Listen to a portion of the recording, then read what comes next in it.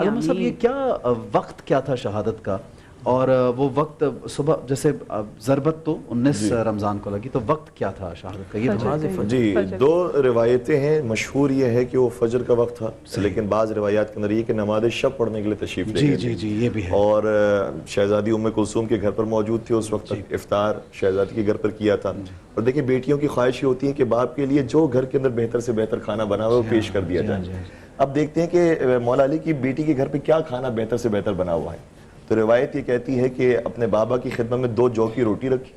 1 نمک رکھا اور 1 دودھ کا جام رکھا۔ اللہ اکبر، یہ ہے مولا علی کی بیٹی کے گھر کا بہترین کھانا، اتنی سادگی، اور اس کے اوپر بھی مولا نے فرمایا کہ ان دونوں میں سے بھی ایک چیز اٹھا لیجیے۔ تو بیٹی کا دل تھا اس لیے نمک کو اٹھایا تاکہ دودھ سے توانائی حاصل کر لیں، تو کہا کہ نہیں بیٹی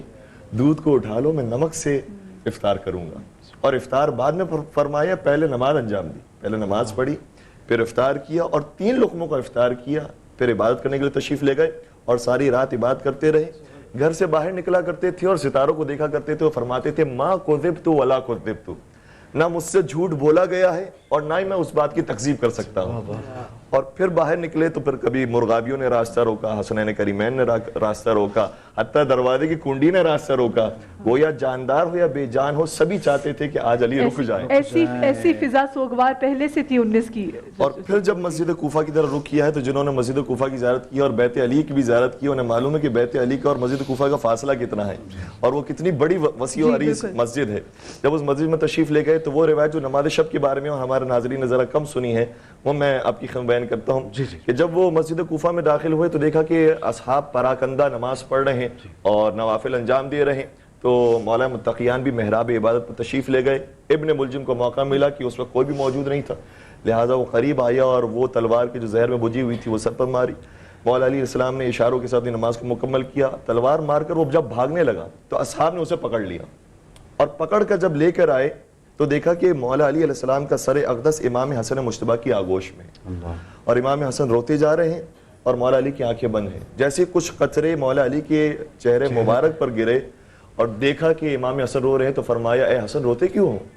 دیکھو ہاذا رسول اللہ وہذہ فاطمہ وہذا اخی جعفر وہذا عمی حمزہ، دیکھو رسول اللہ لینے کے لیے آ گئے، دیکھو فاطمہ زہرا لینے کے لیے آ گئی، دیکھو جعفر طیار لینے کے لیے آ گئے، حمزہ سید الشہداء لینے کے لیے آ گئے۔ اور پھر امام حسن کے ساتھ اور اصحاب کے ساتھ جب بیت الشرف پہنچے تو کہا اصحاب تمہارا بہت شکریہ، تم نے سہارا دیا علی مرتضیٰ کو اور تم نے بیت الشرف تک پہنچا دیا، لیکن اب اپنے اپنے گھروں میں چلے جاؤ۔ وجہ نہیں بیان کی کیونکہ نام لانا بھی وہ مناسب نہیں سمجھتے تھے کہ اپنی بیٹیوں کا نام اپنی زبان پر لے کر آئے، لیکن سب جانتے ہیں کہ جب باپ اس حالت میں اپنی بیٹی کے گھر میں جائے گا تو باپ کی کیفیت کیا ہوگی۔ اس لیے روایت بھی کہتی ہے کہ صرخت زینب، شہزادی زینب کبریٰ نے اپنے باپ کی اس حالت میں دیکھ کر چیخ ماری، تو اسی لیے پہلے ہی اصحاب کو دور کر دیا تھا کہ تم چلے جاؤ کہ میری بیٹیوں کی آواز بھی کوئی نامحرم نہ دیکھے۔ یہ پردے کا یا امیر المومنین، آج کوفہ کے اندر آپ نے اپنی بیٹیوں کی آوازوں کا بھی پردہ رکھا ہے، کل اسی کوفہ میں انہی زینب ام کلثوم کو بے مخنہ و چادر کوفے کے دربار میں پیش کیا جائے گا۔ اور جب تشریف لائے ہیں اصحاب ویسے تو چلے گئے، ایک تھے صحابی جن کا نام ہے ازبق بن نباتہ، وہ جاتے نہیں تھے، تو امام حسن تشریف لائے، کہا کہ کیوں نہیں جاتے؟ کہا کہ میں زندگی میں ایک مرتبہ اور دیدار کرنا چاہتا ہوں علی مرتضیٰ کا، مجھے ایک اور ملاقات نصیب دے دو۔ تو ازبق بن نباتہ کو اجازت مل گئی، آئے مولا متقیان کی خدمت میں۔ اس وقت مولا علی نے ازبق کو دیکھ کر یہ جملہ شاہ فرمایا سلونی قبل ان تفقدونی، مجھ سے سوال کرو قبل اس کے کہ تم مجھے کھو بیٹھے۔ ازبق بن نباتہ نے سوالات کیے، وہ بھی روایات کے اندر موجود ہیں، اور پھر اسی طریقے سے دن گزرنے لگے اور پھر وہ ایام آگے کہ جو آج کے دن ہے۔ ظاہر سی بات ہے کہ جو چیز سامنے موجود ہوتی ہے اس کی کیفیت اور ہوتی ہے، جو گزر جاتی ہے وہ تو گزر جاتی ہے،